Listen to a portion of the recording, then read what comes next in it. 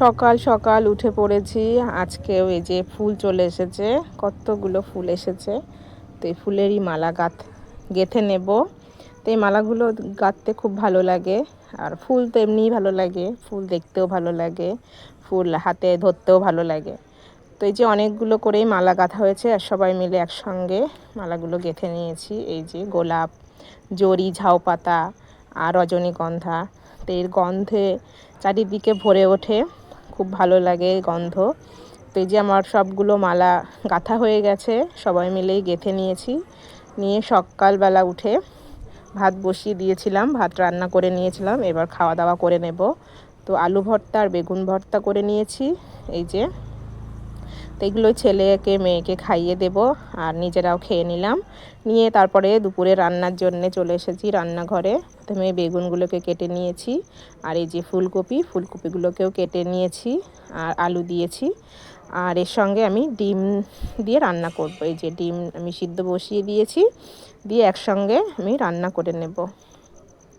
তো প্রথমেই আমি কড়াইতে তেল দিয়ে দিয়েছি, দেওয়ার পর বেগুনগুলোকে ভাজি করে নেব।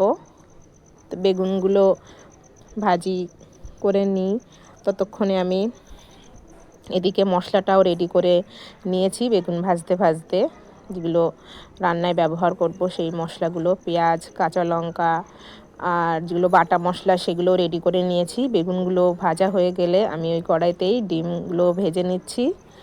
ডিমগুলো আমার খুব লাল লাল করে সুন্দর করে ভেজে নিয়েছি। তারপরে কড়াইতে আমি ফুলকপি আলু বসিয়ে দিয়েছি। এই যে ফুলকপি আর আলু একসঙ্গে বেশ সুন্দরভাবে ভাজা ভাজা করে নিয়েছি। তারপরে সব মশলা দিয়ে ভালোভাবে কষিয়ে নেব।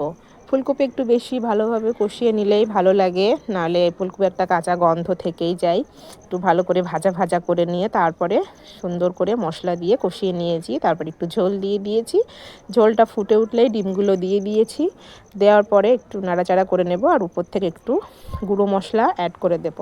তো এই শীতের সময় শীতে সবজি খেতে কার না ভালো লাগে, আর এই যে ফুলকপি দিয়ে মাছ দিয়ে হোক ডিম দিয়ে হোক রান্না করলে বেশ জমেই যায়, বেশ মজা হয়।